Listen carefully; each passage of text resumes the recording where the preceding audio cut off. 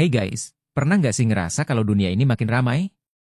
Kayak di jalan macet, antre di mana-mana, terus tiba-tiba kepikiran, kok penduduk banyak banget, ya? Nah, pertanyaan ini tuh nggak cuma sekadar iseng, tapi penting buat kita tahu apa yang terjadi sama penduduk dunia, termasuk Indonesia. Yuk, kita bahas santai soal dinamika kependudukan, biar kita makin ngerti, gimana sih jumlah orang bisa terus bertambah dan apa dampaknya buat kita semua. Pengertian dinamika kependudukan. Dinamika kependudukan itu adalah bagaimana jumlah, distribusi, dan komposisi penduduk berubah dari waktu ke waktu. Gampangnya, ada 3 faktor utama nih: kelahiran, nambah orang; kematian, berkurang orang; dan migrasi, pindah tempat. Pertambahan penduduk dunia dan Indonesia. Dunia ini makin penuh aja loh. Penduduk global dan Indonesia terus nambah dari masa ke masa. Indonesia sekarang udah lebih dari 270 juta jiwa, peringkat 4 terbesar di dunia. Keren kan? Tapi tantangannya juga nggak kalah besar. Pertumbuhan penduduk ada 3. Yang pertama, pertumbuhan penduduk alami.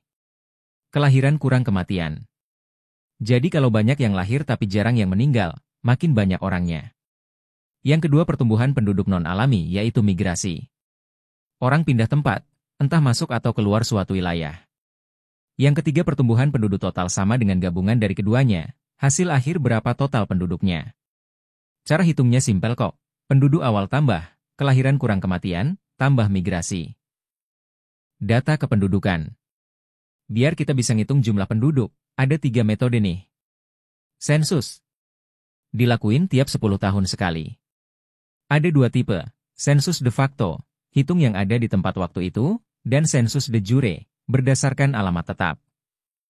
Metodenya bisa pakai kanvaser, petugas datang, atau householder, diisi sendiri. Registrasi penduduk, ini adalah catatan resmi kayak kelahiran, kematian, dan pernikahan. Survei penduduk tuh ngumpulin data sebagian populasi buat jadi patokan keseluruhan. Penduduk sebagai sumber daya pembangunan terdiri dari kuantitas dan kualitas penduduk. Kuantitas penduduk. Nggak cuma jumlah yang besar, tapi persebaran penduduk juga penting. Kalau semua orang numpuk di satu tempat, gimana nasib daerah lain? Kualitas penduduk. Ukurannya lewat IPM, Indeks Pembangunan Manusia, yang ngukur kualitas hidup dari 3 hal. Kesehatan, sehat dan umur panjang. Pendidikan, akses belajar yang oke. Pendapatan, standar hidup yang layak. Pengembangan SDM, sumber daya manusia. Investasi di SDM itu penting banget. Pendidikan, kesehatan, dan keterampilan harus terus ditingkatin biar kita makin berkualitas, nggak cuma banyak orang, tapi juga kompeten. Masalah kependudukan. Jumlah besar, penduduk banyak, tapi kalau nggak dikelola dengan baik, malah jadi beban. Pertumbuhan cepat, nambah cepat bikin kebutuhan makin banyak, dari makanan sampai rumah. Persebaran nggak merata, banyak yang numpuk di Jawa, daerah lain sepi. Harus lebih seimbang dong.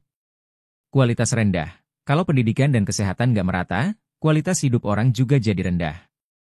Upaya mengatasi masalah kependudukan. Pengendalian jumlah, program KB, keluarga berencana, buat mengendalikan jumlah anak biar nggak berlebihan. Perlambatan pertumbuhan, edukasi penting banget. Keluarga diajak untuk fokus ke pendidikan dan karir dulu sebelum punya anak. Pemerataan penduduk, program transmigrasi biar nggak semua penduduk numpuk di kota besar, daerah lain juga butuh penduduk.